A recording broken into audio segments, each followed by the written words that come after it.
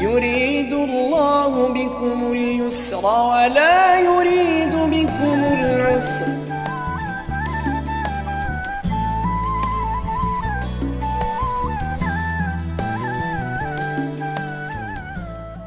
بسم الله الرحمن الرحيم. الحمد لله رب العالمين، والصلاة والسلام على سيدنا وحبيبنا محمد وعلى آله وأصحابه أجمعين. وشويستان وبريزان لا زنجير باسي آسان تردا بابتي أمجارمان لجير ناونشاني هاو سري جوانو تايبد من ديكاني هموم روفيك كاتدقاتا سنو صالي بالغ بون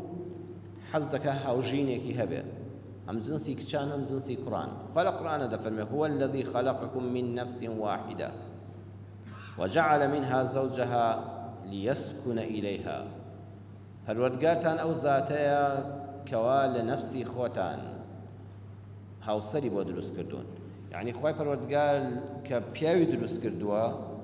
هەر لە شکل و شێوەی ئینساندا هەمان چاوی هەیە، قژی هەیە، دەستی هەیە، مەیمونێکی بۆ نەخڵقاندەوە بێتە هاوسەری. لە شکل و شێوەی خۆتدا بە هەندێک جیاوازی تایبەتی ڕوخسارەوە هاوسەری بۆ دروست کردوون. لیەسکونە ئیلەیها، بۆ ئەوەی ئارام بگرن لە پاڵیدا. کەواتە حکمت لە زەواج حەسانەوە و سوکنایە لە پەناه هاوژینەکەتدا. ئەو کەسێک کە لەگەڵ یا دەژی یەکێک لەو شتانەی کە دەبێتە هۆگربوون پێی و ئاسوودەبوون لەگەڵیدا بریتیە لە جوانی. ئینسان لەگەڵ کەسانی ڕوخسار جواندا مرتاحە. جاگەوە هاوژینی خۆت بێ بۆ ژنێک پیاوەکەی یان بۆ پیاوێک ژنەکەی. پیغمبری خدا صلی الله علیه وسلم دفرمت تنكح المرأة لأربع: لمالها ولحسبها ولجمالها ولدينها فاظفر بذات الدين تربت يداك. بخاری بجمال فرموده 5090. امام مسلم لصحيحه بجمال فرموده 1466. ئافرەت کە دەخوازرێ لەلایەن پیاوێکەوە یەکەم لەبەر ماڵەکەیەتی. دەڵێ ئافرەتێکی دەوڵەمەندە، خاوەن شەهادەیە، باوکی سەروەت و سامانی زۆری هەیە، بەهۆی ئەو ژنەوە منیش دەوڵەمەند دەبم. هۆکارێکە بۆ ئەوەی سەرنجی کوڕێک ڕاکێشە کە کچێکی دەوڵەمەند بخوازەوە بێتە هاوژینی. هەروەها دووەمیان دەفەرمێت لەبەرەوەی بنەماڵەی هەیە، کچی فڵان کەسە، ڕێژ عەشیرەتە، خەڵکێکی بەدەورەوەیە، پۆست و پلەیەکی هەیە، هەمیش حەز دەکات لەو پەنایەدا ناوێکی هەبێ، نانێکی هەبێ، دەرکەوتنێکی هەبێ. فەرمووی سێم فەرمودەکە فەرمووی لیجەمالیها، جوانی. کەواتە بەڕێزان جوانیش کاریگەری خۆی هەیە. ولیجەمالیها، جوانی. پێغەمبەری خوا صلی الله علیه و سلم قەدەغەی نەکرد. جوانیش یەکێکە لەو شتانەی کە هانی مرۆڤ دەدا هاوژینێک هەڵبژێرێ. ولیدینها، دینیش بەمانا ڕۆژت و ئەخلاقە بەرزەکەی و خواپەرستی نێوان خۆی پەروەردگاری تۆ دین هەڵبژێرە، چونکە ئەوەی تر گۆڕانکاریان بە سەرادێ و بە قایان کەمە. بە تایبەتی پەیاممان بۆ چینی پیاوانە، بۆ چینی کوڕان و گەنجانە، ئەوانەی کەوا هاوسەریان نییە. بە بێگومان هەموو کوڕێک حەز دەکات هاوسەرێکی جوانی هەبێ. حەقی خۆشەتی لیجەمالیها بەشێک بوو لە فەرمودەکە. بەڵام هەموو شتێکی چاکیش باجی خۆی هەیە، قورسی خۆی هەیە. وەیە ژنی جوانیش کۆمەڵە تایبەتمەندی خۆی هەیە. ژنی جوان یەکەم سیفاتی ئەوەیە، ئەمە بەگشتی دەڵێم دیارە بەپێی زانانی کۆمەڵناس. ژنی جوان دەست بڵاوە، ژنی ناشرین ڕەزیل و دەست نوقاوە. تۆ ئەگە بتەوێ ژنەکەت جوان بێ ئەبێ پارەشت زۆر بێ، چونکە ژنی جوان عادەتەن دەستی بڵاوە، بەخشندەیە. ئەوانەی کە دەڵێم ناشرین داوای لێبوردن دەکەم، هیچ مرۆڤێک لای خوا ناشرین نییە و هیچ مرۆڤێکیش نییە لەسەر زەویدایی بێ. بەڵام بە مقابلی وشەی جوان ناچارم چی بەکاربێنم؟ دەبێت ناچارم بەڵام وشەی ناشرین بەکاربێنم. ئەوە لە مقابلی وشەدایە. ئەگە دەڵێ ئافرەتێکی جوان لە مقابلە ئافرەتێکی یعنی ناگاتە پلەی ئەو لە جوانی، دەبێت ناچاری بڵێ ناشرینە. ئەگە ئەو وشەیەم دووبارەکە دەوە لە وتارەکەدا داوای لێبوردن لە خوای گەورە دەکەم و لە هەموو مرۆڤێک، ئەگەر ئاستی جوانی بەو شێوەیە نەبێت. لە هەموو مرۆڤەکان جوانن. ئافرەتی جوان دەست بڵاوە، بەڵام ئافرەتێک کە جوانیەکەی بەو شێوەیە سەرنج ڕاکێشنێت دەستی نوقا و ڕەزیلە. دووەمیان ژنی جوان کەلوپەلی جوانی حەز دەیە، ماڵی جوان، جلوبەرگی جوان، زێڕی جوان، ئەمانی زۆر حەز دەیە. ئافرەتێک کە جوانیەکەی بەو شێوەیە سەرنج ڕاکێشنێت زۆر گرنگی بەو شتانە نادا، بەلای و مهم نییە. سێم ژنی جوان گومانی زۆرە، دایما غیرەی زۆرە، دڵی بەگومانە. ئافرەتێنە کە سیمایان زۆر جوان نییە و بە حساب لە کۆمەڵگادا بە ئافرەتە جوانەکان نەناسراون یان بڵێن ناشرینەکان، ئەو غیرەیان زۆر کەمترە. هیچ بەلایەن و مشکلە نێمێردەکەی هەر چۆنێک بێ هیچ گرفتێکی نییە بۆ حەددا. ئێمە ئەم بابەتانە لە ماڵی پێغەمبەر صلی الله علیه و سلم وەردەگرین. پێغەمبەری خوا صلی الله علیه و سلم وەکو پێغەمبەر هێنا پێغەمبەر صلی الله علیه و سلم من هەموو جار بە تەحەدا و بە زانایانی ئاینیشم وتووە پێغەمبەر وەکو پیا و وەکو من و تۆ هەر یەک ژنی هەبووە، چونکە هەموو تەمەنی گەنجەتی خۆی لە 25 ساڵی ژنی هێناوە تا 150 ساڵی پێغەمبەر صلی الله علیه و سلم بەس خات و خەدیجەی هەبووە. دوای ئەوەی کە بۆتە پێغەمبەر بە حیکمەتی خوای بۆ پێشەوای ئومەتەکەی بە ئەمری خوا چەند خێزانێکی هەبووە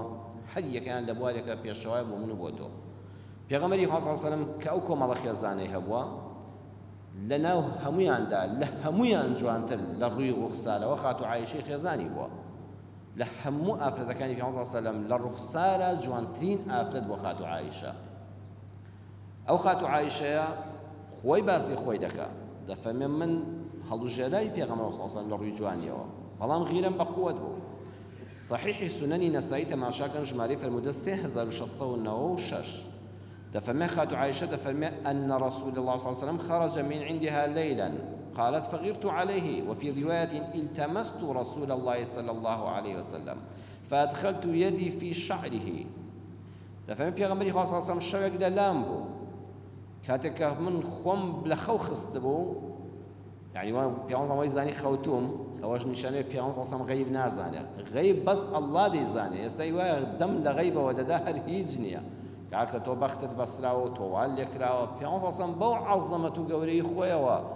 گەورەترین مەخلوق سەرداری پێغەمبەران خاتو عایشە خۆی کردووە بە خەوتوو لە تەنیشتەوە نەیزانیوە کە بەڕاستی خەوتووە یان نا.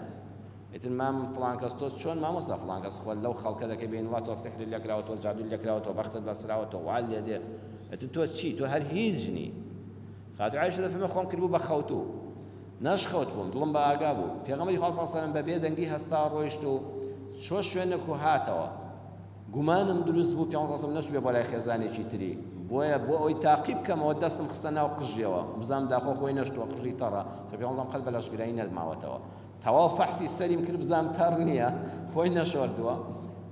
لە خێزانەکانی پێغەمبەر صلی الله علیه و سلم هەمووی بخوێنەوە سیریان ئەوەی تێدا نییە، کەواتە ئەو ئافرەتە جوانە گومانی یەکجار زۆری هەبووە. خاتو عائشة دفرمي ما رأيت صانعة الطعام مثل صفية كسم ندیوە دەستیاوی چێشتی بەقەدر سەفیە خێزانی پێغەمبەر صلی الله علیه و سلم خۆش بێت. سەفیە خاتون جوولەکە بووە، دواتر لای پێغەمبەر صلی الله علیه و سلم مسلمان بوو. پێغەمبەر خێزانی جوولەکەشی بوو، دواتر بە ئەخلاق جوان و شینەکانی پێغەمبەری خوا ئیمانی هێناوە. دەفەرمێ قەت کەسم نەدیوە دەستیاوی بەقەدر ئەو خۆش بێ و چێشتی وەکو ئەو خۆش لێنێ. خواردنێکی بۆ پێغەمبەر صلی الله علیه و سلم هێنابوو،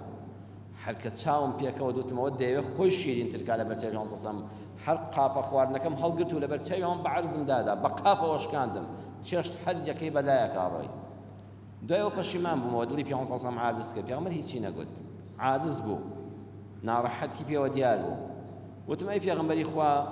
فسألت رسول الله صلی الله علیه و سلم عن کەفارەتی، کەفارەتی چییە؟ کە ئەوەش پێمان دەڵێ ئافرەتە جوانەکان وەکو ئەوە گومان و خیرەیان بەهێزە دڵیشیان پاکە، دواتر زوو پەشیمانیش بووە. ئەرە کەفارەتی ئەم کارە ناڕەوایی من کردم چییە؟ فەرمووی ئیناء کەئیناء وطعام کەطعام، ئەبێ قاپەکەی بۆ بکڕیتەوە وەکو قاپەکەی خۆی بۆی بەریەوە، خواردنێکیش ئەوە خۆش دروستکەوە بۆی بکەیتەوە قاپەکەوە، ئەوە کەفارەتەکەیەتی. لە مسند ئیمام ئەحمەد ئەم فەرمودەیە هاتووە و ئیبن حەجەری عەسقەلانی لە فتح الباری مجلدی 5 لاپەڕی 90 تا دەفەرمێ فەرمودەیەکی حەسەنە. غیرەی خاتو عایشە وەکو عەرزم کردن لە سیرەدا چونکە جوانترینی ئافرەتەکانی پێغەمبەر صلی الله علیه و سلم لە هەمویان لە سیمادا جوانتر بوو، هەمویان دایکانمان و ڕزا و ڕەحمەتی خوا لە هەمویان بێت لە خەدیجەوە هەتا کۆتاییان، بەڵام غیرەی ئەو بێسنوور بووە. گوێ لەم فەرمودەیە بگرین عن عائشة خوي بۆمان نەژێڕێتەوە لما كانت ليلتي التي هو عندي پیغمبری خاص صلى الله عليه وسلم شويكان كسري من بول مالي من اللام بمنته انقلب أي رجع رسول الله صلى الله عليه وسلم فوضع عليه عند رجليه پیغمبری خاص صلى الله عليه وسلم هاتو بمال يعني درنك هاتو بمال ويا پیاوێک جاریوا درنگ دێتەوە ژنەکەی نەیکا بەهەرا پیغمبری خاص صلى الله عليه وسلم ویستوێتی زوو بچێتەوە ماڵەوە ئەو شەو ئیشێکی ضروری هەبووە کە هاتوۆتەوە خاتو عایشە ڕاکشا و خەوتووە دەفەرمێ پێڵاوەکانی هەڵگرت و هێنای لە شوێنەکە داینا ووضع رداءه عباكي جبي مباركي داب فكنت وبسط طرف إزاره على فراشه تلميذ رشتكي داناو لسجقاكي راكشا فلم يلبس وندي بيانتشو إلا ريثما ظني أني قد رقدت أو سيريكي كدمو دستيكي لدام قماني هبو كمن خوتوم دەستێکی لێدام گومانی هەبوو کە من خەوتووم. خۆم بێت جوڵە کردبوو پێغەمبەری خوا صلی الله علیه و سلم لەم حەدیثەش سەیری کە دیسان پێغەمبەر غەیبی نەزانیوە وای زانی کە گومانی بر من خەوتوم ثم انتعل رويدا پێغەمبەری خوا صلی الله علیه و سلم بە هێواشی لە ناو جێگاکەی هەستا پێڵاوەکانی لەپێ کرد وأخذ رداءه رويدا ببيت بهواشي جبي مبارك شيال قلت بري كد ثم فتح الباب رويدا زول بهواشي هاي شي درقا دكاتو بوي جيرينيا بهواشي في غمي خاصة صم درقاكي كدو زول بيت شربوي هواش وخرج للجولة كتشو درو درقاكي بيودا فأجافه رويدا بيت شرب درقاكي بيودرايا وجعلت درعي في راسي هر خلال راس بو موا تاسكوا وكم لسر كد ديال اجنان لو كاتشا ها كردواري خوشمان هبو تاسكوا كان هبو شتي بيو بو بارواني بيو خيرا او لسر كد واختمرت وتقنعت ازاري داشك كم بسر ما داو چارشي وكم كد السلام وانطلقت في اثره بشوين پیغمبر صلى الله عليه وسلم رويشتم هنگاو بهنگاو مراقبه كرد زام بو شويه حتى جاء البقيع حتى في غمري خاصة صام جيش تجورستاني بقيع وانا تنكشون حج عمره ورستاني بقيع تنبينيو شو أو كات أو مسافة بوشايها بو مع المسافة الرويوة فرفع يديه 3 مرات وأطال القيامة في عنصر صام دستكاني السجى برس كده وزور ببيورا وسط زوري دعاء كربو أهل بقيع زور بارايا ولا حزوري خوا ثم انحرف فانحرفت في غمري خاصة صام قرايا وبرو مال خيلا منش قرامة ولا بيشيوا فأسرع في عنصر متوزع خيلا روي فأسرعت منش خيلات الرويشتم فهرولا في عنصر بقول قالوا قروي فهرولت منش بقول قالوا قرام كرزيات اللي بيشيوا فأحضر جيشت وماله وأحضرت من اللي بيشوا خوم كده وبمالدا وسبقته فدخلت شو مجرو خيلا خوم خستونا وجاكا كماوا فليس إلا أن استرجعت فدخل خوم كده وبخوتو في غمري خوهات وناوجاكا فمما لك يا عائشة حشيا رابية عائشة سيام هنسك بركة هناصنتون بوبو وعن كسك خرادك شنو بقول له قرام كلبو فم أم هناصتون ديال التي عائشة وتم لا شيء والله هيش تجني في غمري خاصة هيجني فمي بيام دلي يا خوي لطيف وخبير بيام دلي وتم والله في غمري خداك وباكم بقربان به والله يقمان ملكدي وتم بيام خاصة بحشي ويبان بيت شربية لك يعني بكر دو نعلي بدست وقلت الدرجاي في ودا أبي ولا شيء بروا ولا خزانة كي بروا بخوا حالك أوابو ظلم كرمي أبو جمانم وادرز بو في غمري صلى الله عليه وسلم فرموي فأنت السواد الذي رأيت أمامي أو تو أوشتر رشوي لبيش ما وهستم كرشتك بدوام ويدواتريش هستم كرشتك لبيش ما ودروا وتنبض أي في غمري صلى الله عليه وسلم فلهزني في صدري لهزة أوجعتني بعظم مستيكي بس السنقم شاشا السنقم هي شاف فرموي ولا واز بين أودلت باكا ودبسا تتبوا لكي وأودلت باك نابتوا أمزا فرموي تو زاي من خوانه خاصك جمان مديدكي خلصتم خلاف ببرام بربتوا أولا بيغمبر ناوشتوا في الله خيزاني بكا فمي والله عايشة بود باز دكان يعني ما ذكري آفرد جماني هي بتابتي آفرد الجوانة كان دائما غيران لم يردكان يعني هي دائما دليان ليان بيسا خاتو عايشة همو حديث بخيونه وباس يجنيش كي تداني إلا دست وصل خاتو عايشة خوش دان دنيا بهنك يا خوي دا الله من وابو الله من أواد دائما غيرم هو ظلم كلمة بولا في غمري صلى الله عليه وسلم دفهم فمي بود جابيا جابوا يرونكاتو جنيش قناعتك والمي عايشة فرم أي عايشة والله أول جبريل هاتبو جبريل هاتبو خواي قرنا روي بولام بلام كبيني توسر دروته وجلو برقة كدا كان دولة ناو جقادا شرمي كربيت الجودة ولا بر حرمتي أو يكتو ولا جقادا وجلو برقي خول لبلايا وجلو برقي بيويست لبلاني وسر دروته نهات الجودة بانجي كردم منش بحرمتي أو يتو خوتوي وظننت أن قد رقدتي زاني وامزانيك خوتوي خول لك خوتوا فكرهت أن أوقظك وخشيت أن تستوحشي بيمنا خوش بو خبرت كموا ترسام اگر خبرت مولا معايشة وادرم لكتوبرا لخوا خبر بيواني دول راسني وتوشي حالتي كنا أصايب بي والله لخوش يستيم من بوتو أو كارم كد بحسابي خوم تشاكم كد كتوم خبرنا كدوا ويستم آزار الندم ويستم نترسينا ويستم لكتوبرا نلم وادرم بلي بو شو تشيبو ويستم دبي بيواشي درم جبريل بانقم دكا دسم فرموي خوا قولي أمري بيكدو بتشيب وغورستاني بقيع إن ربك يأمرك أن تأتي أهل البقيع فتستغفر لهم فمي خوا مني ناردو برو ولا قرستاني بقيع داوي اللي خوش بنيان ولا خوا دعاء خير يان بوكا بأمري خوا روشتم بەڵام چاکەم لەگەڵ تۆ کرد کە خەبەرم نەکردیتەوە من چوزام تۆ بەهەستی خۆل لە خەو خستۆ مراقەبەی من دەکەی کەواتە یەکێک لە سیفاتی ژنانی جوان ئەوەیە لەگەڵ دڵسافی و دڵپاکی خۆیاندا دایمە گومانیان زۆرە ئەگەر پیاوێک بێ ئێوە ژنەکەی زۆر جوان بێ بەخوای بە تەحەمولی ئەو بارە قورسەش بکە دایمە خیرەی لێ دەکات ئەنجا دایمە تحملیان کەمە ئەوانەی کە ئافرەتی جوانن لە ڕووی کۆمەڵناسیەوە دایمە بێ تەحەمولن بەرگەی ڕووداوەکان کەمتر دەگرن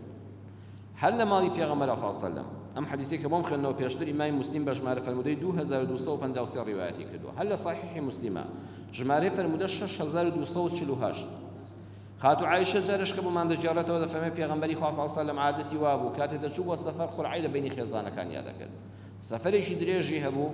ناوی من و حەفسەی خێزانی دەرچوو حەفسە کچی ئیمامی عومەر و خێزانی پێغەمبەر صلی الله علیه و سلم عایشە کچی ئیمامی ئەبوو بەکرە دەفەرمێ کە بەیەکەوە ڕۆیشتین قورعی وە کردین شەو لە لای عایشە ناوی دەرچوو ڕۆژیش لە حوشترەکەی منە حوشتری ئەو کاتە وەکو کابینەیەک لەسەری وەکو ساری ئەمڕۆ پیامبەر صلی الله علیه و سلم بە ڕۆژ ناوەکە قورعەکەوا دەرچوو لەگەڵ حەفسەیە لە کابینەکەی ئەوە دەمایەوە بە شەویش ناوەکەوا دەرچوو لە قورعەکەیە لەگەڵ عایشە لە کابینەکەیە دەمایەوە لەسەر پشتی حوشترەکە خاتو عایشە دەفەرمێ من هەرچەند غیرە و ئەوانەم زۆر بوو دڵیشم زۆر پاڵ بوو حەفسە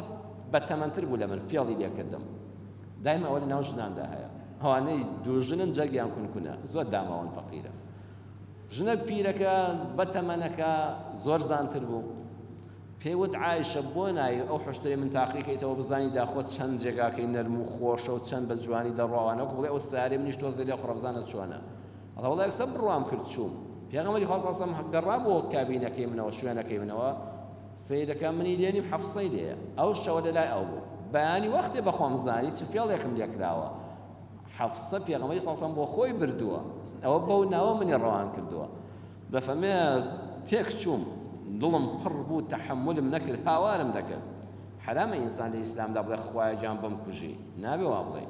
دەفەرمێ بەدەست خۆم نەبوو هاوارم دەکرد یا ڕەبی سەلط عەلەیە عەقرەبا ئەو حەیەة تەلدغنی یا ڕەبی خوا دوو پشکە ڕەشەیەکم بۆ بنێری یان کوڵەوەی بابێکی مارم بۆ بنێری پێمەوەدا و هەناسەم لێ ببڕێ ئەوە هاوارم دەکرد خوایە بم کوژی کەواسەیەکەوە لە حاڵەتی ئاساییدا ئینسانی مسلمان نابێ وا بڵێ خوا دوو پشکەیەکم بۆ بنێری لەم بیابانەدا دوو پشکەی بابان زۆر ژەهراویە یان مارێکی کوڵەوەی بابم بۆ بنێری پێمەوەدا و نەجاتم بێ ولا أستطيع أن أقول له شيئا نم دەتوانین بە پێغەمبەر چی بڵێم دەیفەرموو خەتای خۆتە ئێتر لەبەرەوە هاوارم کرد ئەمەش بەڵگەی لەسەر ئەوەی ئەوە فرەتانەی کە جوانن تەحەمولی جاریە بارودۆخەکان ناکەن هاوار دەکەن دەقیژەن بەسەر مێردەکانیاندا بەڵام پێغەمبەری خوا صلی الله علیه و سلم گەورەترین مامۆستای مرۆڤایەتی ئەمانەی دەخوێندەوە لەم ئافرەتە جوانەدا کە خوای گەورە ئەمەی پێبەخشیوە ئەم بارە قورسانەشی هەیە چوارەم پێغەمبەری خوا صلی الله علیه و سلم لەگە سیرە بخوێنیەوە لەناو هەموو خێزانەکانیدا بە عایشەی فەرموو حومەیڕا دایمە پێیوتۆ سوورە گیان و لە کاتی حەیزدا لە شوێنی دەمی عایشە ئاوی خواردوێتەوە ئەگە گۆشتیان هەبوو بە سەیری سیرەکە لە ئافرەتەکانی تر ئەوانە کەمتر بیندراوە پێغەمبەر صلی الله علیه و سلم گۆشتەکەی لە دەمی عایشە سندۆ لە شوێندانەکانی ئەو پچڕوێتی و خواردوێتی و لەگەڵ یا مسابقەی کردووە پێشبڕکێی کردووە یاری کردووە لەگەڵ یا چۆ سەیری یاری کردووە ئەمانە هەمووی پێمان دەڵێ پێغەمبەری خوا صلی الله علیه و سلم مراعاتی تایبەتی خاتو عایشەی کردووە یەکەم لەبەری بەس تەنها ئەو کچ بووە لەناو خێزانەکانیدا دووەم لە هەمویان جوانتر بووە ئافرەتە جوانەکانیش مەکرونازیان زۆرترە پێغەمبەری خوا لە هەمویان زیاتر مراعاتی حاڵی ئەوی کردووە و ئەو شێوەی بڵێن ڕەچاو کردووە بەڵێ ئەو ئافرەتانی کە جوانن دڵیان بەخۆیان خۆشە بەڵام دایمەش هەموو شتێک کە خوا پێت دەبەخشێ سبحان الله بازێکی هەیە ئەڵێ کوردەواری خۆمان پێشینا فەرمویانە تا سەربانت گەورەتر بێ بە فەرماڵینت زۆرتر دەبێ قەدیم لە لادێدا هەموو بینیومانە ئەوە بە فەرماڵ بەفە دەماڵدرا کابرا دوو هۆدە هەبێ دوو هۆدە دەماڵە بەدە دەقەلێ دەبێتەوە کابرای خانوەکەی گەورە بێ و چەندین هۆ دەبێ بە چەند سەعات لێ نابێتەوە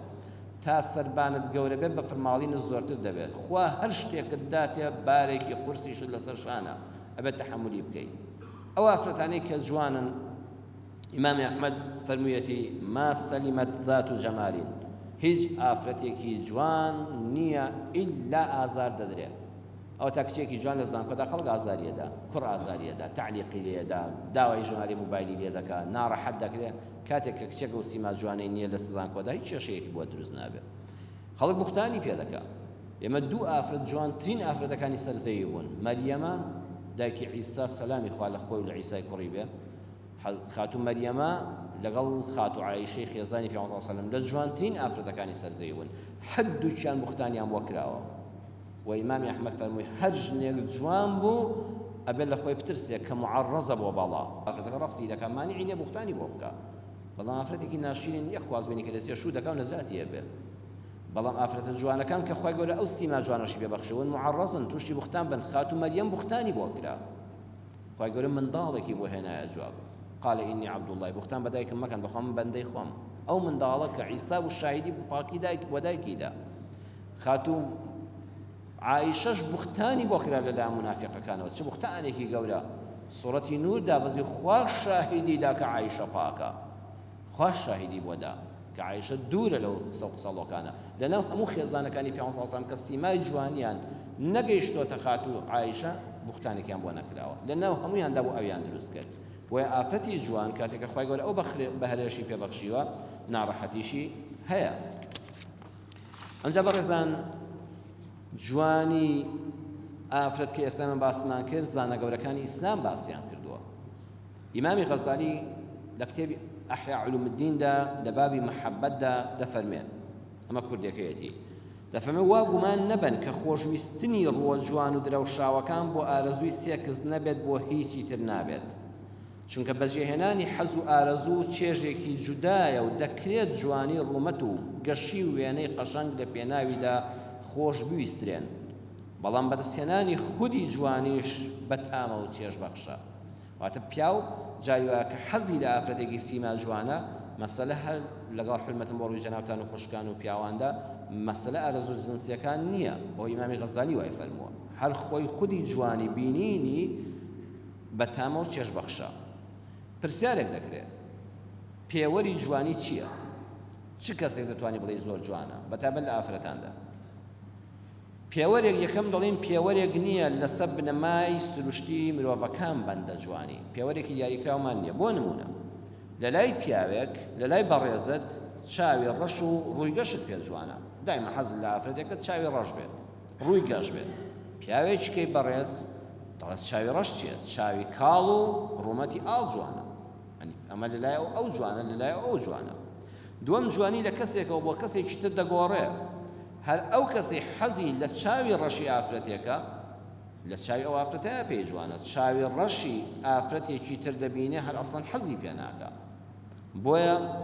جوانی دوو سەری هەیە لای بە جوان زاندرا و لای جوان بین فەرق دەکات قسەی پەسەند لای مامۆستا قانع خورشید برای بەڕێزمان دوو برا هەن لەو گەرمیانەدا زۆر نووسەر و پیاوی زانان گەنج و لاون هێمن خورشید و قانع خورشیدی برای گەنج و لاوەکان حەزەکەم زۆر کتێبەکانیان بخوێننەوە زۆر مسەقەف و تێگەیشت و دینداری ڕاستن مامۆستا قانع خورشید دەڵێ قسەیەکی زۆر جوانی هەیە دەڵێ جوانی لێهاتن و پێکەوە گونجانی ئەندامەکانی لەشە ئەو چاوبرۆیەی بۆ ئەم ڕوخسارە جوانە لەگەڵ ئەو دەمولێوە جوانە لەگەڵ ئەو لوتە جوانە ئەو چاوبرۆیە بەڵام بۆ کەسێکی تر ئەو چاوبرۆیە لەگەڵ دەمولوتی ئەوان ناگونجێ بۆیە هات چاو لێ ڕێژەییە شتەکان خوای گەورە ئەمەی لەگەڵ ئەوەدا ڕێخستووە کەواتە ئەو چاوە ئەو برۆیە ئەو لوتە لەگەڵ ئەو دوو ڕوخسارەدا جوانە ئەگەر لێی بکەیتەوە بخێتە سەر یەکێکیکە لەگەڵ بیچموبوونی تێکەکەدا ناگونجێ ئەوە هەر خوایە ئاوادای ناوە بۆ شێوە جوانە ئەمجا دەفەرمێ مامۆستا خانی لەوەست جوانی سێ جۆرە جوانی دەرەکیمان هەیە جوانی دەرەکی وەکو چی چاوی برۆی دەمی لێوی ڕوخساری قەدی باڵای ئەمانە هەموو مرۆڤێک حەز بە سروشتی خۆی حەز بە ئافرەتی کێوا دەکات هیچ عیبەیەکی تێدا نییە دووەمیان جوانی ناوەمان هەیە الجەمال الباطینی جوانی ناو وەکو چی بە ڕەفتاری جوان ڕووی خۆش ڕێک و پێکی شەرم و شکۆ ڕێزگرتن لە بەرامبەر قەدر و حورمەت ئەمانە زۆر جوان مرۆڤ زۆر جوان دەکەن ئەم دوانە یەکەمیان جوانی دەرەکی بەس بە بینینێکی کتوب ڕسەی ئافرەتێکت کردو دەموچاوی جوانەیەک سەر دەیناسیەوە ئەو جوانە جوانی ناوەکی پێویستە چەند ڕۆژێک لەگەڵ کەسێکا بی هەڵی سنگێنی ئەمجا شارەزای ڕەفتارەکانی دەبی ئەم دوانە ئەگەر هەردووکیان بەیەکەوە بوون ئەمجا جوان دەبن ئێستا ئافرەتێک چەندی سیمای جوان بێ بەڵام کەسێکی تووڕە و تۆسن و هەڵچ و قسە زبروانە بێ جوانەکەی لەناو دەبا بۆیە ئەگەر بەیەکەوە بوون جوانن بەڵام ناشیرینی ناوەوە بە یەکجاری جوانی دەرەوە ڕیشە کێش دەکات ئافرەتێک چەندە ڕوخساری جوان بێ سەیرەکەی کە لە ناوە وێران بوو ناشیرین بوو ئەو ناشیرنی ناوەوە جوانی دەرەوە هەڵدەتەکێنێ لە ناوی دەبا ئەگەر ئامارەکانی دادگاش سیرکەی زۆربەی ئەوانەی تەلاق ڕدرێن ئافرەتە جوانەکانن نەک سیمان ناشیرنەکان چونکە لە ناوەیاندا جاری وایە کابرا کە خواستویەتی بەس دیکۆری دەرەوەی بینی و هێندی بەدڵ بۆ با شتێک ڕازی بووە بەڵام کاتە تەعاملی ڕۆژانە و چەند ساڵی لەگەڵا دەکات سەیەکەی ناوەوەی ئەو جوانیەی نییە بەڵام هەشمانە سوپاس بۆ ئافرەتی واشەیە هەم لە سیمادا جوانە هەم لە ناوەوە لە ڕەفتارا جوانە جا ئەگە خوا بە یەکێکی بەخشە ئەویان تەواوە سێمیان جوانی ڕوحمان هەیە کوردەواری خۆمان پێی دەڵێت خوێن شیرین و ڕوحسوو ئەمان سەیەکەی ڕوخساری بەو شێوەیە جوانێ نە چاوی نەبرۆی نە لێوی نە هیچ شێوەیەکی لە پیا و لە ژنە ڕەفتاریشی نەتبینیوە تاخۆ تووڕەیە توندە لەسەر خۆیە بەڕێزە بێڕێزە تەعاملی لەگەڵ نەکردووە سوبحان الله هەر چاوت پێ دەکەوێت لە خۆیەوە خۆشت دەوێت هەر لە خۆی خۆشت دەوێت ئینسانێکە دەچێتە دڵتەوە ها پێ دەڵێن فڵان کەس ڕوحی شیرینە هەر ئێسکی سووکە ڕوحی سووکە ئەمەش جۆرێکە لە جوانی کەسە کەسێکی سیمایەکی وا جوانی شینە کەسی هەر لە خۆ دەچێتە دڵی ئینسانەوە بەبێەوەی تەعاملی لەگەڵا کردێ بیناسی لەگەڵ یابووبی هەر لە خۆی و محبەتێکت هەیە ئەمەش کۆمەڵە شتێکە بەهرەیەکە خوالی دا بە هەندێک کەس ڕوحی شیرینە هەر کەسێ دەیبینێ خەڵە خۆشی دەوێت هەشمانە هەموو خۆ ڕەوشتێکی جوانی هەیە نەرمونیان لەسەرخۆ بەڕێز بە حرمەت کەسی سوبحان الله حتا چاک لەگەڵ یا تێکەڵی نەبی خۆشم ناوێت هەر لە خۆتەوە نازانی محبەتت بۆی نییە فەقیرە هەموو چاکەکانیشی هەیە تا چەند وەختێک لەگەڵ یا نەبی ڕوحی سووک نییە ڕوحی شیرین نییە ناچێتە دڵەوە ئەوەش خوای گەورە بەهرەکانیش بۆ شێوەدا بەش کردووە لە ناوڕاستی وتارەکەدا با نوکتەیەکیشتان بۆ باسم کوڕە وریای جوانیش بن دوایی بەتایبەت گەنجەکان کوڕێکی گەنج فەقیرە حەل لەسەرەوەی ژنەکەی زۆر جوانترین بێ ژنی بۆ نەهاتووە هەر کوتیانە فڵان کەس کچی فڵان کەس بابتم سەیرێکی بکەم کوڕە بەخوا لەوەش جوانتر هەیە من دەبێت حۆریم بەنستی بێ لەم دنیادا هەر بەدوی جوانترا گەڕاوە وەڵا کاکەیەکی بەڕێزیش پێی دەڵێ کاکەوا تۆ عمرت بوو بە دەوری 30 ساڵ دەڵێ وەڵڵای ڕاستە بۆ ژن نایەنی کورە تۆ چەند ئافرەتیان بۆ دۆزیەوە کاکە من دەمەوێت جوانترین ژنم هەبێ دەڵێ دە وەڵڵاهی وەرە باوەڕ کە من ئافرەتێکم بۆ دۆزیەوە ئەڵەی چڵی نێرگزە کورە پەشیمان مەبەوە لە دەستی خۆتی نەدەی کورە بەخوا تۆ ڕاڕای ژنت بۆ نایە وەرە من بکە بەوە چین دەڵێ ئەوەندە جوان لە بڕوا بکە عەینی چڵی نێرگزە ئەگە وا نەبوو لە براتی بناسە تۆ بە دوی جوانیەوە بێڵنی لە بەرە وەڵڵا ئەڵە بەخوا ئەڵی نێرگزە گوڵی نێرگز زۆر جوانە هەموو بینیمان ئینسان کەسێک هەیە بڵێ گوڵی نێرگز ناشرینە نییە وەڵڵا کاکە وەکیل بە مارەی بکەن وەڵڵا خێرە کابرا بتا پەشیمان نەبوو تۆ لێی مارە دەکەن کە بۆی دەگوازنەوە خوایە مە چییە مە دێوە درنجە چییە سەیرەکە قژی هەمووی سپی بووە قژی سپی دەموچاوێکی چرچ و زەرد بوو دانی هەمووی زەرد بووە لەشی هەموو دەمارەکانی لەگەڵ حرمەتماندا شین بووەتەوە سەوزی تۆخ هەڵگەڕاوە دەرکەوتووە یعنی ئافرەتێکی بە تەمەنی پیرە کاکەوە تۆ چیت پێ کردم دڵێ وەڵڵاهی برام وەرە دەچینە لای مەلا و شەرع و قازی ئەگەر چڵە نێرگزم بووە نەهێناوی گلەی بکە ئەڵێ چۆن ئێڵە نێرگز سەرەوەی سپی نییە ئێڵە بە ئەڵێ قژی سپیە ئێ نێرگز دەموچاوی ها گوڵەکەی زەرد دەکەی ناوی زەرد نییە ئەڵە بەرەوەڵە ئێڵە کاکەوە دەموچاوی زەردە بزانە وایە یان نا ئێ نێرگز قەدەکەی خوارەوەی هەینەکانی سەوزێکی تۆخ نییە ئێوە دەمارەکانی لەش هەموو بەدەرکەوتۆ لە پیریدا هەمووی سەوزی تۆخە مەڕ ڕێک چڵە نێرگزم بۆ تۆ هێناوە وەیە گەنجانیش دەبێ وریا بن بە دوی چڵە نێرگزە بگەڕی دوای ئەوە توش دەبێ شکر بە بەبەشی خوا جوانی ڕێژەیی هەیە هەوڵ دەستیمایەکی جوان بەڵام لە ناویشەوە جوان بێ و خوێنی شیرین بێ ئیترەوەندە خۆت عەزێت مەدە هەموو ئافرەتانی ئێمەش دڵیان خۆش بێت لە ڕۆژی قیامەتە هەمووی جوانترین ئافرەت دەبن ئینا ئەنشەئناهن ئینشاء فەجەعەلناهن ئەبکارا عوڕبا ئەترابا بۆ پیاوانێک کە دەچنە بەهەشتەوە خوای گەورە ژنەکانیشیان دەخاتە بەهەشتەوە لە تەفسیری قورئانی پیرۆزدا کە مامۆستای پایبەرز خوا لێی خۆش بێ مامۆستا عەبدولعەزیز عەلاءالدین مستەفا کۆیی لە بەرگی 5دا لاپەڕی 257 ئەو تەفسیری لە لەندەنی پایتەختی بەریتانیا نووسیەوە بە زمانی کوردی تەفسیری کوردی بۆ کوردان مامۆستا عەبدولعەزیزی ڕەحمەتی فەرموویەتی بەهەشتیەکان ژنی جوان پێدەدرێتەوە ژنەکانی خۆیان پێدەدرێتەوە لەسەر شێوەی هەرە جوانی ئافرەت دەبنەوە کچ خۆشەویستن لای مێردەکانیان ڕێک هاوتەمەنیشن لەو تەفسیرەیە مامۆستا دەفەرمێ پیا و ژن هەردووکیان تەمەنیان دەبێتەوە 33 ساڵ کەواتە هیچ ژنێک نییە لە قیامەتان نەبێتەوە جوانترین ئافرەتی سەرزەوی وە هەوڵ بدە قیامەتی خۆت ئاوەدانکە و دڵی مێردەکەت ڕازیکە بۆی لە قیامەتە هاوسەری بی. مامۆستا مەحوی شاعیری گەورەی کورد دەفەرمێ خەڵکی دەبینم هەر یەکە بە دوو شتێکا وێڵە. یەک دێڕە شعری هەیە زۆر جوان دەفەرمێ یەکێ عاشق بە خوو، یەک تالیبی ڕوو، یەکێ مەجبوری بۆ، یەک مایلی ڕەنگ. هەر یەکەی تالیبی شتێکە. سالمی شاعیری گەورەی کورد فەرموویەتی جیهان ئارایەمە ئەمما نەوەک ڕووت، هیلالی یەکشەوان ناگاتە ئەبڕوت. وتێتی مانگی یەکشەوا زۆر جوانە ها کە مانگ نەدەبێتەوە مانگی یەکشەوە باریکە. دەفەرمێ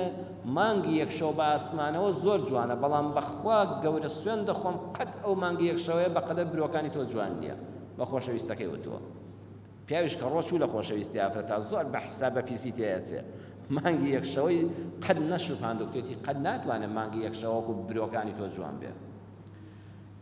جوانی بەڕێزان تعلیق لە کەس مەدە لە ژیاندا. مسلمانی ڕۆشنبیر بە هیچ کەسێک ناڵێ ئەو بۆ فڵان کەس خێزانت وایە. ئێستا ئافرەتانێکمان هەیە تعلیق دەدا فڵان کەس تۆ بۆ هەموو جوانێت چۆنەوە خێزانتە، یان پیاوێک بە کەسێک دەڵێ ئەو کوڕە جوانە حەیف نییە ئەو ژنەتان بۆ هێناوە. ئەمە سیفاتی ئینسانی مسلمان نییە. مهمە ئەو دوانە یەکتریان بەدڵە. ئەوەی کە بەلای تۆوە جوان نییە بەلای خەڵکیەکەوە زۆر جوانە. عەرزم کردن جوانی لە چاوی بیندراوەوە، جوان بینەوە جوانە. ئەوەی تۆ پێت جوانێ لای خەڵک جوانە، ئەو خاوەنەکەی پێ ڕازیە. بەڵگەمان چییە؟ مامۆستا نالی مەلاخدری نالی شاعیرە هەرە گەورەکەی کورد. نالی خۆشەویستێکی هەبوو ژنێک بۆ ناوی مەحبوبە بۆ کچێک بووە. مەحبوبە بە قەدەری خوا چاوێکی ئاوا قیچاوە، چاوەکەی کەشی خێل بووە. یعنی لە چاوی عیب هەبووە، چاوی دایما ئەوە چاوێکی قیچاوە هەڵ نەهاتۆ بۆی، چاوەکەشی خێل بووە. پێی دەڵێن هەبە تۆ تخوا وەرە نالی تۆ بەو هەموو گەنجی و قۆزی خۆتەوە عاشقی چێوەی عاشقی مەحبوبەیەکی چاوی چاو خێل. لە یەک کۆپ لە شعریا جوابیان دەداتەوە دەفەرمێ پێم دەڵێن مەحبوبە خێل و قیچە مەیلی شەڕ دەکا، خێل و قیچە یا تەرازووی نازی نەختێ سەر دەکا. بابی ئەوە لێی حاڵی نەبوون. مەحبوبە کە چاوێکی ئەوا دایمەن و قاو هینە ئەوەندە بە ناز و بە مەک لە تەرازووتان بینیوە کە دایەکی قرس دەبێ ئەوە نازی کردەوە و چاوی نوقاندۆ بە سەرمە. ئەو کە سەیری من دەکات چاوی دەنوخێنێ مەیلی تەرازووی نازی سەر دەکا. خێل و قیچە یا بە غەمزە بۆ نیشانەی دڵ بە چاو، مەیلی ڕاست هاوێتنی مژگانی دڵ پەیکەر دەکا. ئەڵێ ئینسانی ڕاوچیتان بینیوە ئینسان کە تفەنگی بەدەستەوە ڕاو دەکات چۆن تفەنگ داوێ؟ چاوێکی چی لێ دەکا؟ چاوێکی دەنوخێنێ. عادەت قەتل نەدیوە تفەنگ ئاوا باویشە بێت چاوێکی بنوخێنی بۆی چاوێکی لەسەر جاسوس بێ. ئەڵێ بەخوا مەحبوبە کە ئەو چاوی نوخاندووە ئەوە تیرەکەی دەخواتە دڵی منەوە بۆی چاکی بکەکێ و پێکاویشێتی. ئەیناوە عیب لە چاویان نییە، ئەوە خەریکی ڕاوکردنی دڵی منە و دڵی منی پێکاوە. وێن نالی بەم شعرە جوانە دەمکوتی هەموو ئەوانەی کرد کە تعلیقیان لە مەحبوبە و چاوی خێل و چاوی قیچیەدا. شاعیرانی گەورەی ئێمە زۆر شعری جوانیان هەبووە لەسەر ئافرە لەسەر سیمای جوان ئەوانە. مام هێمنی شاعیر هەمووتان دەیناسن هێمنی موکریانی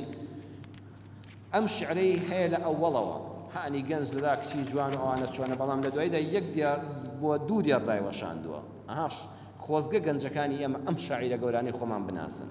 لەگەڵیان ئاشنا بن. مامۆستا ئاینەکانمان لە زیاتی شعری فڵان متەنەبی 2000 ساڵ لەوە پێشوای کوتووە بگەڕێنەوە بۆ ئەم شعرە جوانانەی کوردەواری خۆمان. مامۆستا هێمن شعرێکی هەیە بە ناونیشانی جوانی بەز نییە. دەڵێت جوان پەرستم بە دیداری جوانان مەستم، کە دەبینم کیژی تەڕپۆش گشت خەمێ دەکەم فەرامۆش، کە کیژێکی جوان دەبینم ساڕێژ دەبنەوە برینم، کە دەبینم لەنجەولارێ هەز ناکەم بە چه ئازارێ، کە نازدارێ ڕادەبرێ دڵی ساردەبووم گڕدەگرێ، کە چاو لە چاوی دەبڕم بە ئاسمانێدا دەفڕم، کە ڕێک دەقوشم پەنجەی نەرم لەشی سڕم دەبێگەرم، بزەی شیرینی سەر لێوێ هەستی پیرانەم دەبزێوێ، نازی شۆخێکی نازەنین دەمباتە بە هەشتی بەرین، بیرم لە بەرم دەڕوێن کەچی کچم هەر خۆش دەوێن. کچ ئاواتی پیرۆز من خۆشی دڵی پرسۆز من، کچ نوری دیدە و چاو من بەندی جەرگ و هەناو من، کچ ڕووناکایی ژین من کچ هەتوانی برین من. هاسەی ئەو شاعیرە گەورە تا ئێرەی هێناوە یەکێکی بهین بەڕێز بەخوا هێمن چەند ئارەزوو پەرست بووە چەندی حەز لە کتی جوان بووە، بەڵام ئەو بە گەنج و لاوەکانمان دەفەرمێمەوە بەستم ئەم دوو دێڕێیانە بەڵام ژین هەر هەوەز نییە جوانیش بە تەنێ بەز نییە بەڵام ژین هەر هەوەز نییە جوانیش بە تەنێ بەز نییە ئەی گەنج و لاو دنیا هەر ئارەزوو پەرستی و حەستێرکردن نییە مرۆڤ زۆر لەوە گەورەترە جوانیش بە تەنێ بەز نییە من ئەوەندەم باسی ئافرەتی جوان کرد بەڵام دڵنیا بە جوانی بە تەنێ بەز نییە جوانی ئەخلاق ببینە جوانی ڕوح ببینە جوانی عیبادەت ببینە کۆتایی وتارەکەمان کاتی شەو نوێژمان نزیک دەبێتەوە هەل لە خزمەت مام هێمنی شاعیردا هێمنی موکریانی باسی ئەوە دەکا کە سیمای ئافرەتێک جاری وایە کاریگەری گەورە لەسەر ئینساندا دەنێ بۆی خۆی گەورە نەزەری حرام کردووە دەفەرمێت چوومە لای دکتۆر گوتی نەخۆشی و دەردەکەت سەختە گوتم تۆ پێت وایە دەمرم بەداخەوە گوتی وەختە ئەو دڵە کوتەی گرتوتە پیاوی بەهێزیش بیگرێ بێت و ئاگای لە خۆی نەبێ هێندەی پێناچێ دەمرێ پێکەنیم و گوتم دکتۆر ناڵێم زانا و شارەزانی بەڵام تۆ پزیشکی ویشکی باری دڵداری نازانی دڵە کوتەم نییە دڵم جێی کیژێکی خانومانە منداڵە ئۆقرەی ناگرێ بۆم دروست کردووە جوالانە چوشەیەکی جوان و تەڕ و پاراوی کوردەواریا ڕەحمەتی خوا لە مام هێمن و هەموو شاعیرانی گەورەی کورد بێ یا ڕەبی خوای پەروەردگار بەختەوەری دنیا و قیامەتمان کەی شەکانمان خوشکە بەڕێزەکانمان یا ڕەبی خوایە بە هاوسەری حەڵاڵی خۆیان شاد کەی کوڕە باشەکانمان ئینشاءالله بە خانە و لانەی حەڵاڵی خۆیان شاد کەی کاریان بۆ ئاسان کەی خێزانی هەموو لایەکمان بەختەوەر کەی لە قیامەتە لە بەحشتی بەرینی خۆت یا ڕەبی خوای گەورە بمان حەسێنیتەوە آمين آمين والحمد لله رب العالمين يريد الله بكم اليسر ولا يريد بكم